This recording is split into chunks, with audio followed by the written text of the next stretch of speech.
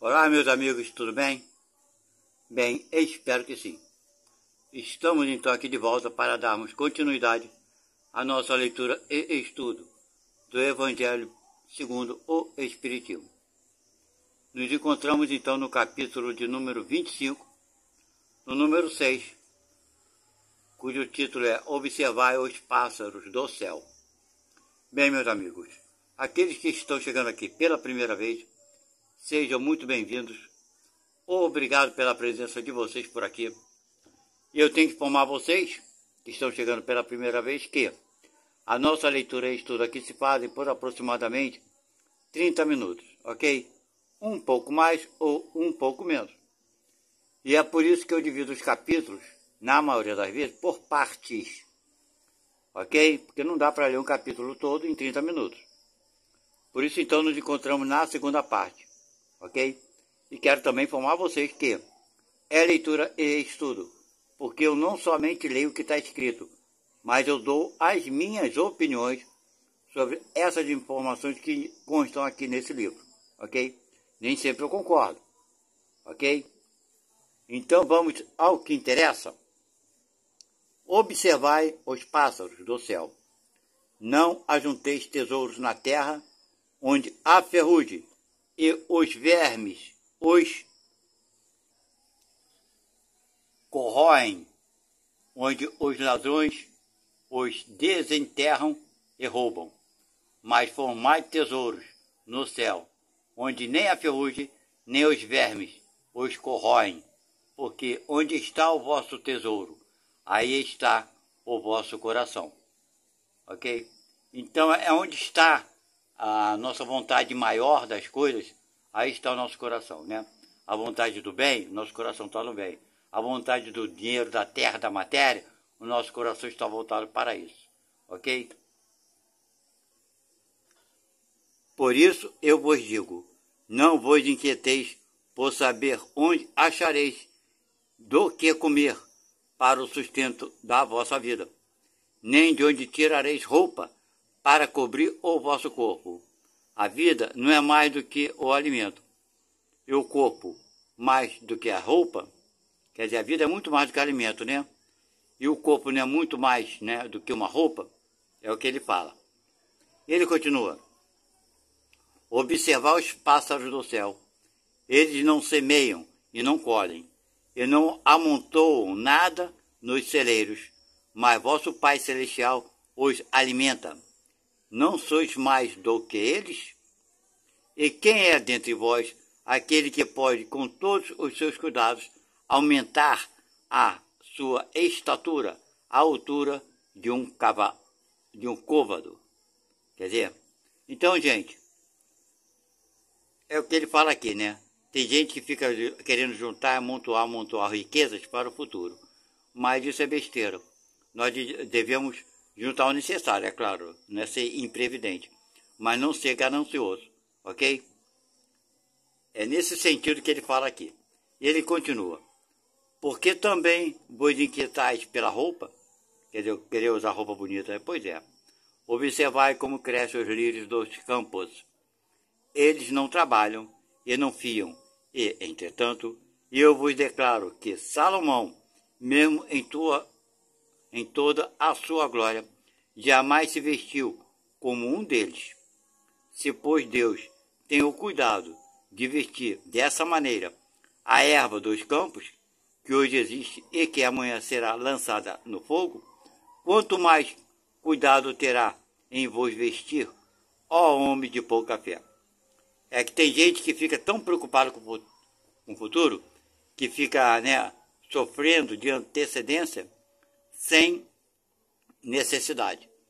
Porque a gente fala sempre, né, o futuro a Deus pertence, não é verdade? Mas a gente fala isso, mas não tem essa fé, né, de saber que a providência divina sempre nos ajudará, ok? Estamos aprendendo, é fato, entendeu? Mas tem muita gente que sofre de aflição desnecessariamente. Aliás, nem sabe se vai viver tanto, né? A gente nem sabe se vai dormir hoje e acordar amanhã cedo, não é verdade? Pois é. Não vos inquieteis, pois dizendo, que comeremos, ou o que beberemos, ou de que nos vestiremos, como fazem os pagãos, que procuram todas essas coisas, porque vosso Pai sabe que delas tendes necessidade. Procurai, pois, primeiramente o reino de Deus e a sua justiça, e todas essas coisas vos serão dadas por acréscimo. Por isso, não estejais inquietos pelo dia de amanhã, porque o dia de amanhã cuidará de si mesmo. A cada dia basta o seu mal. São Mateus. E ele continua: procurai, pois, primeiramente o reino de Deus e a sua justiça, e todas essas coisas vos serão dadas por acréscimo.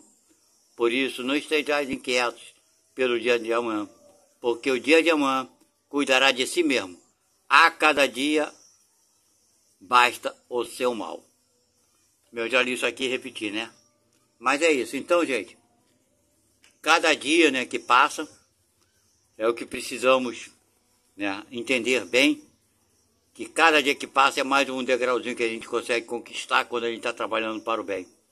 Não vamos nos preocupar nem dar muita importância desnecessária, demasiada, a coisa que talvez nem aconteça, não é verdade? Vamos ver o que ele continua falando aqui. Número 7. Estas palavras, tomadas ao pé da letra, seria a negação de toda previdência. Lembra que eu falei lá em cima? Da gente se prevenir, tomar a nossa providência, né, para o futuro, mas sem exagero. Então, o que ele vai falar aqui agora? Vamos lá. Estas palavras, tomadas ao pé da letra, seria a negação de toda previdência, de todo o trabalho e, por conseguinte, de todo o progresso. Com um semelhante princípio, claro. O homem se reduziria a uma passividade expectante, né, se for pegar o pé da letra. Então, não precisa fazer nada não, que a mão vem a comida. Não é nesse sentido que ele está falando, não. Ele diz da aflição. A preocupação que ele dá exageradamente. Vamos ver o que ele continua falando. Abre aspas. Suas forças físicas e intelectuais estariam inativas, claro, se tal tivesse sido a sua condição normal na Terra. Não teria jamais saído do estado primitivo, né, se fosse a nossa condição de não correr atrás. E se dela fizesse a sua lei atual, não teria mais senão viver sem nada fazer, né? Tal não pode ter sido o pensamento de Jesus, claro que não, porque estaria em contradição com o que disse em outro lugar, e mesmo com as leis da natureza. Deus criou o homem sem roupa e sem abrigo, mas lhe deu a inteligência para fabricá-los. Entenderam, né? Então tem gente que gosta de pegar as coisas ao pé da letra, né? É assim porque é assim, porque é assim, não quer discutir o assunto. Mas seria contraditório quando Jesus fala, né? Buscar e achareis. O que é buscar? É ir atrás, né? Bater a porta e ela se abrirá. Pedir e obtereis. Isso é tudo um movimento. Ninguém nasceu aqui para não ter movimento, ok? O movimento que vamos fazer. Vamos receber a recompensa pelo movimento. Mas que recompensa? Eu prefiro falar a palavra, vamos ter a consequência dos nossos movimentos. É sempre muito mais claro, que dá uma visão muito mais ampla. E ele continua aqui. Não se deve, pois, ver nessas palavras senão uma poética alegoria da providência, que não abandona jamais aqueles que colocam nela sua confiança. Tá vendo? Mas que quer que trabalhem de seu lado. Se ela não vem sempre em sua ajuda por um socorro material, inspira, tá vendo, as ideias com as quais se acham os meios de se livrar da dificuldade. Tá vendo, né? Então é isso que nós temos que entender, ok? Ele continua aqui no finalzinho.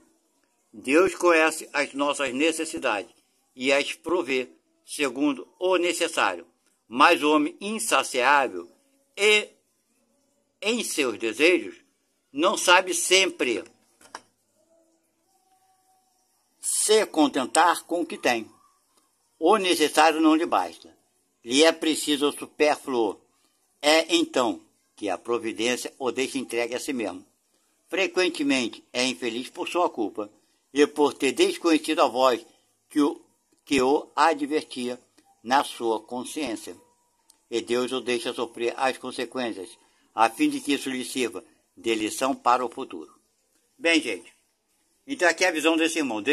Fica parecendo que Deus deixa, né, o cara sofrer ali, porque ele fez cagada, parece mais um abandono, um castigo, etc. e tal de Deus. Isso não é a visão desse irmão aqui, mas eu não concordo.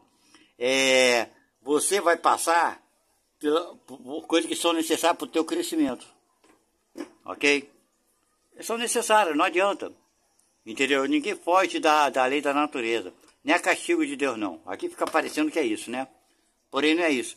Deus deixa até um certo ponto. Quando ele vê que você não está conseguindo, ele vem em teu socorro. É assim que é Deus para com todos nós. Ok?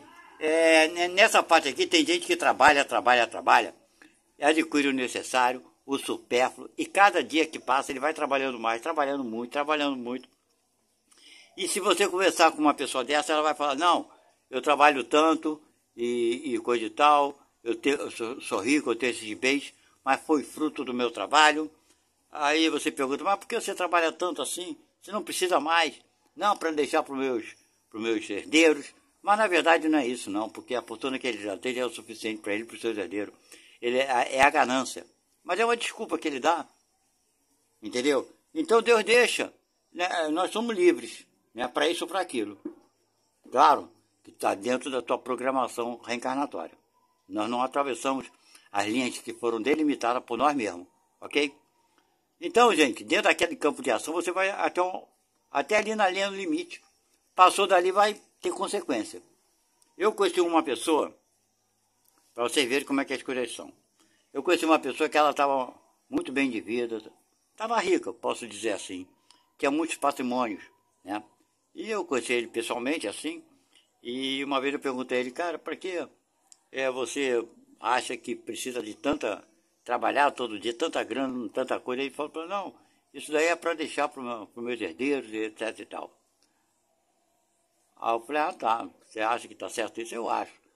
Aí ele falou para mim assim, eu, quando vim, ele nem era brasileiro, ele se naturalizou, né, claro, ele era português, então ele veio para cá adolescente. Ele falou para mim que ele, quando era adolescente, chegou no Brasil, ele vendia almoço para janta. Ele comprava a marmita dele, né, e dividia para poder almoçar e jantar, dividia ao meio. E ele falando para mim, eu passei um sufoco para poder trabalhar e juntar dinheiro e ter minhas coisas. Hoje eu tenho, mas foi com muito sacrifício, eu não ganhei nada.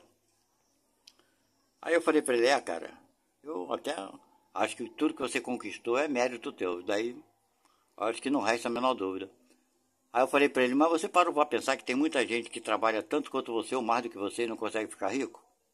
E você conseguiu? Aí ele não me respondeu, ficou parado, calado, me olhando, pensando. Eu falei, cara, é bom você pensar sobre isso. Eu queria que ele refletisse o seguinte, porque embora tenha sido mérito dele, quantas pessoas fazem e não conseguem? Por que será? Porque não está no plano reencarnatório daquela pessoa. Vocês entenderam? Então, se está no teu plano encarnatório, ficar rico através do teu trabalho, é porque tem um propósito. Se você seguir o propósito, tudo bem. Você souber aproveitar, souber distribuir, souber ser um bom patrão, etc e tal, você vai ter o fruto daquilo ali. Mas se você ficar rico e cada vez mais, querer mais, por ambição, com a desculpa que é deixar para os seus herdeiros, isso é a desculpa mais, eu sei lá, tosca que se pode dar. O que aconteceu com esse conhecido meu? Muito rico, muitos imóveis comerciais, que eu diria hoje que cada imóvel hoje deveria estar valendo o quê? Uns 40 milhões de reais, mais ou menos cada um. Só eu conheci ele, nessa época ele tinha uns 1, 2, 3, 4, 5, 6, uns 8 imóveis. 40 milhões cada um, sem benefício, imagina com benefício que era uma indústria, uma empresa. 40 milhões, 4 vezes 8 dá o que? Dá 32, né? 320 milhões, sem contar os equipamentos, a empresa, enfim. Talvez chegasse aí perto de 1 bilhão de reais. Sem contar os imóveis particulares, residência, né? Mas estou falando dos comerciais. Então ele estava muito bem de vida e coisa e tal. Mas de repente ele foi pego por um problema, um imprevisto, que ele veio à falência. Do nada, do nada. O cara com tudo, perder tudo do nada. Então, gente, e depois que ele veio à falência, eu nunca mais tive contato com ele. De vez em quando eu encontrava com um filho ou dois dele, que tinha 2 filhos. Tem, né? Acho que estão vivos até hoje. E eu conversava com os filhos dele. Bem, enfim. Então, do mesmo jeito que ele conquistou tudo, ele perdeu tudo. Ele deve estar hoje, não sei, assim, pensativo sobre tudo que a vida dele foi. Sobre aonde ele chegou, né? Na altura, quanto maior a árvore, maior a queda, não é verdade? E a queda dele não foi pequena não, foi muito grande. Ok? Então, é isso. Deus, que nem fala aqui, né? Vai deixando, claro. Mas tu tem um limite, meu amigo. Você não sabe qual é o limite. Não é verdade? Eu conheço outra pessoa, quando fala esse negócio de riqueza, coisa e tal, eu conheci uma pessoa que trabalhava muito. E sempre que ela conquistava, assim, uma estabilidade financeira, ela tomava um golpe de alguém, uma queda, e voltava a estaca zero. Entendeu? Eu conheci essa pessoa. E ela sempre recomeçava. Mas eu nunca vi ela reclamando, assim, com amargura, uma raiva ou revolta da vida, das coisas que ela nunca conseguia conquistar. Ela recomeçava sempre. Entendeu? Então essa outra pessoa, que trabalhava muito mesmo, eu a conheci pessoalmente, ela sabia que tinha um limite ali que ela não ia atravessar nunca. Pelo excesso de trabalho que ela teve, pelas conquistas que ela vinha fazendo e caía, se ela não tivesse tido uma queda, essa pessoa hoje estaria rica, com a sua vida completamente resolvida financeiramente, com muita tranquilidade financeira, coisa que ela não tem hoje. É uma pessoa comum, vive de um salário mínimo e está aí, está tudo certo. Mas por que esse espírito não se rebelou, não ficou revoltado e continuou dentro daquela linha da honestidade, o mais próximo possível da honestidade? Porque ela no íntimo sabia que tinha alguma coisa por trás de tudo isso. Então é mais ou menos assim a vida da gente. Eu conheci outra pessoa que ela trabalhava, meu Deus do céu, demais. Não era rico milionário não, mas tinha um bom padrão de vida e não tinha necessidade de trabalhar tanto. Esse não era rico milionário não, mas tinha uma boa situação financeira, uma estabilidade boa, né? Tinha imóveis próprios, uma residência própria, imóvel comercial próprio, ok? Mas ele trabalhava muito.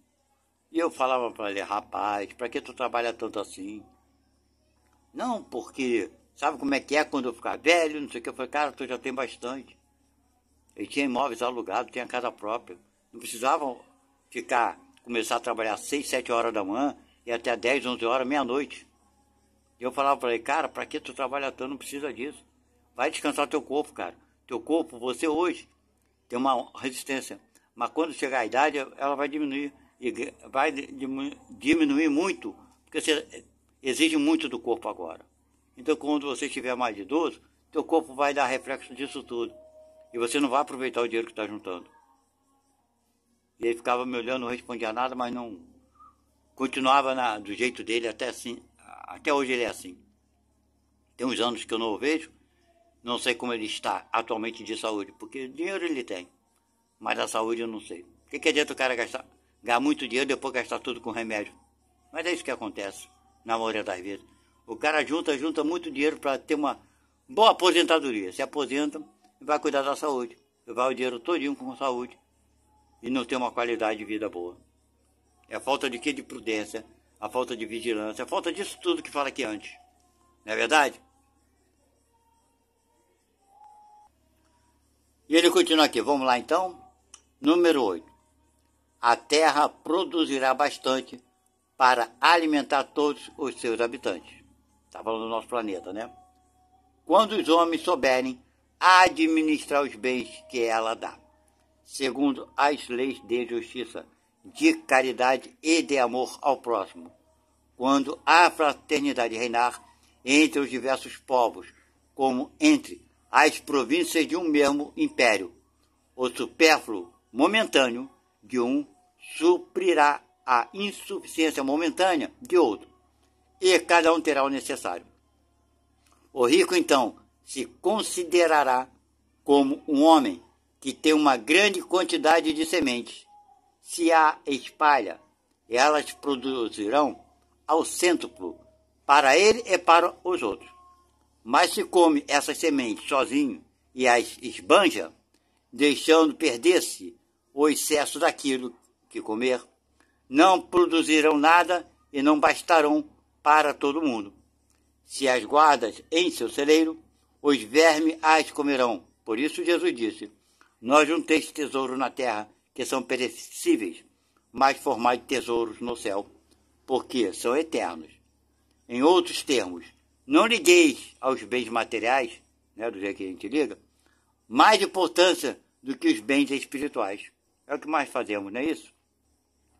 E saber sacrificar os primeiros, que são os materiais, em proveito dos segundos, que são os espirituais. E ele complementa aqui: não é com a lei que se decreta a caridade e a fraternidade. Não é com lei. Se elas não estão no coração, o egoísmo as sufocará sempre. Fazê-las nele penetrar é a tarefa do Espiritismo. Então a tarefa do Espiritismo é fazer com que penetre em nossos corações essa verdade da caridade. Não é isso? É isso que ele fala aqui. Afinal do Espiritismo não é tornar ninguém fanático, e etc e tal. Não é isso não. Aí eu conheci uma pessoa que a roupa dela ela não gostava nem de doar, porque ela achava assim, mas é espírito que vai passar e está passando e vai ter que aprender. E ela pensava assim: eu não, já imaginou eu dar minha roupa ou vender para brechó e passar pela rua e ver uma pessoa qualquer usando a roupa que era minha, que eu usei, uma coisa minha, uma pessoa qualquer, uma pessoa comum, humilde, usar minha roupa? Não, prefiro jogar ela no lixo e tacar fogo. Não é verdade? Da mesma forma tem aqueles que pensam assim: eu, não, o que sobra da minha comida, não, jogo no lixo, ninguém vai comer o que é meu, não. Não é isso? Quantas pessoas sentam para fazer uma bela de uma refeição no restaurante, senta lá comendo só comida lá, sobra, e ele é incapaz de permitir que uma pessoa pobre coma aquela sobra. Prefere jogar no lixo. Ou na sua casa mesmo. Aí vem uma pessoa humilde pedir alguma coisa, o rico não dá nada. Muito raramente ele tira alguma coisa de si para os outros. Ele quer tirar dos outros para ele, mas não quer dar para os outros. Isso é muito triste. Porque quem age assim vai sofrer depois. Vai pedir e não vai ter quem dê. Vai implorar por alimento e não vai receber de ninguém. Isso que é triste. Porque a gente tem que deslumbrar o futuro. Porque o presente, gente, é o que determina o nosso futuro. O passado já foi. O passado, aquilo que já fizemos, já determinou o nosso futuro. Ou próximo ou um futuro mais longo. Mas o que estamos fazendo nesse momento determina o nosso futuro. Se nós começamos a entender isso agora, nós começamos a mudar o nosso futuro para melhor. Desde que a gente comece a praticar a caridade. Entender o que é caridade, de que forma fazer, qual é a melhor forma. Porque muitas vezes a gente pensa que está ajudando alguém, vai pela empolgação e acaba prejudicando uma pessoa. Então, até na hora de ajudar, a gente deve parar para refletir. É claro que tem momentos que você não pode parar para pensar. Eu lembro que aconteceu uma vez comigo, eu estava trabalhando, coisa e tal, meu dia a dia era muito corrido, eu era tão louco que eu nem almoçava para não perder tempo. Eu trabalhava por conta própria, eu tinha uma família para sustentar, e aquilo tudo me cegou de tal forma, não era para ficar rico não, eu queria dar o melhor que eu pudesse dar para a família. Então eu trabalhava para pagar conta, eu vivia de aluguel, sustentar a família, 3 filhos, coisa e tal. Eu não achava que eu teria tempo para almoçar. Então na minha hora do almoço, aquela hora que seria para todo mundo almoçar, eu fazia apenas um lanche.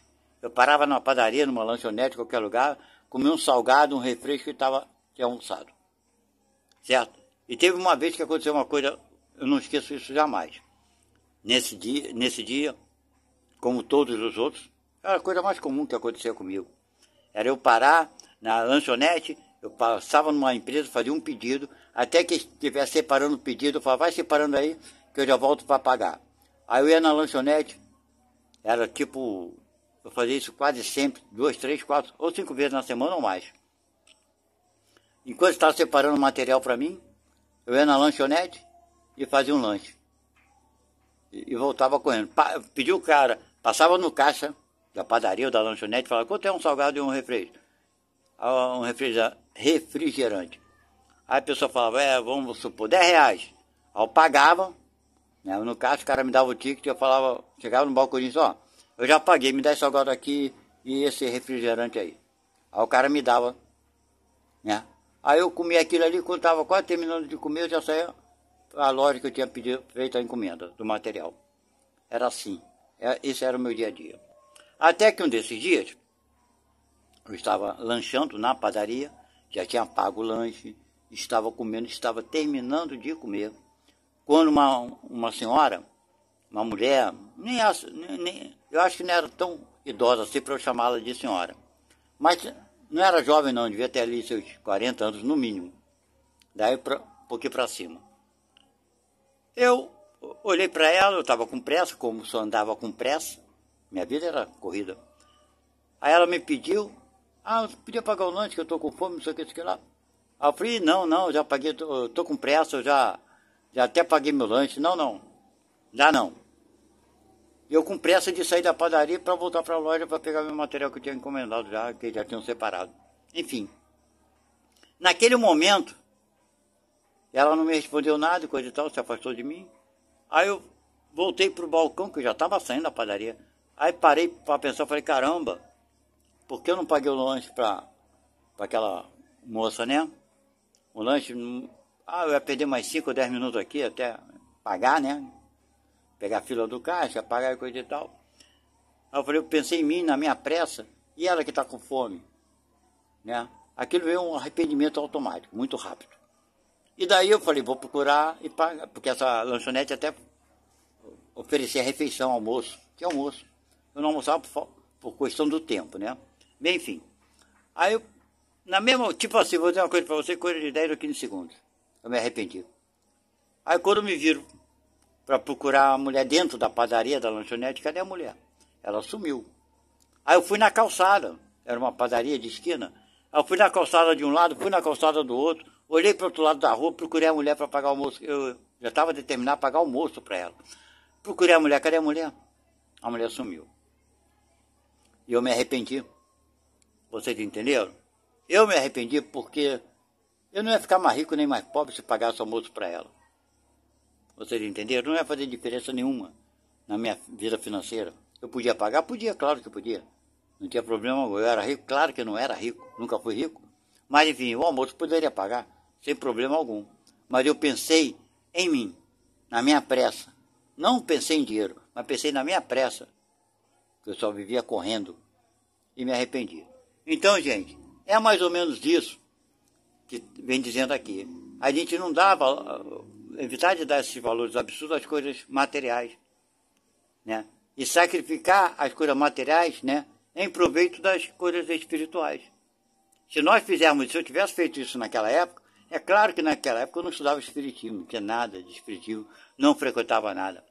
Mas eu também não era uma pessoa tão, assim, sem saber das coisas, né? Porque a gente sempre traz algum conhecimento da vida passada e da experiência da vida. Já não era jovem, já devia estar ali com meus 40 anos de idade também, não é verdade? Então eu já sabia de muitas coisas. Não era tão ignorante, embora não tivesse, na época eu não estudava nada de doutrina, nada de Nandica, de Piribiriba. Mas, enfim, eu poderia ter ajudado e não ajudei. Então, gente, é a riqueza, né? A gente dá muito valor às coisas materiais, à vida, ao trabalho, sabe?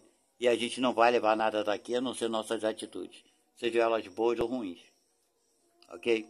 Então fica aqui nossa conversa de hoje. Nosso Evangelho segundo o Espiritismo, como a gente coloca toda sexta-feira, é a nossa agenda, né?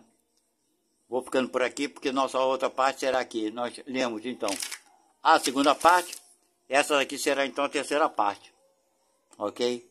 Para o nosso próximo estudo, que, se eu não me engano, vai ser segunda-feira. Agora a gente faz, segunda e sexta, que nós fazemos esse estudo aqui, ok? E sempre eu falo, Quer fazer comentário? Faça o comentário de vocês que quiserem, ok? Dúvidas? Faça a pergunta que quiserem. Nas quinta-feiras nós estamos aqui, iniciamos, tem 2 semanas somente, uma live ao vivo. Essa live de quinta-feira, ela começa ali um pouquinho antes das 8 horas da noite. Eu vou tentar agendar para facilitar, né, o nosso agendamento. Se eu conseguir agendar pelo YouTube, eu vou marcar para as 8 horas da noite, todas as quintas-feiras. Por enquanto eu não estou conseguindo, ainda não sei mexer muito nesse, como é que eu poderia, nesse processo do YouTube para agendar e coisa e tal. Mas eu estou fazendo, é a segunda vez que eu fiz e não ficou muito legal. A primeira ficou péssima, essa segunda não ficou muito boa e a gente vai aprimorando aos poucos, ok? Vocês me perdoem, quem assistiu a live, tá vendo que eu coloquei a câmera sobre uma situação e tive que me posicionar sobre outra para poder ler as mensagens e não ficou muito legal não. Eu vou tentando aos poucos, né, com erros e acertos, melhorando aos poucos esse trabalho de quinta-feira, que é uma live ao vivo. Lá vocês vão poder interagir online comigo, fazendo a pergunta e eu respondendo automaticamente, ok? Perguntou, respondi na hora. Vai ser já tem sido quinta-feira por volta das 8 horas da noite. Se eu conseguir agendar para a semana que vem, para as 8 horas da noite vai ser às 8. Senão eu vou começar um pouco antes, ok? Bem, fiquem na paz de Deus e até a próxima. Tchau.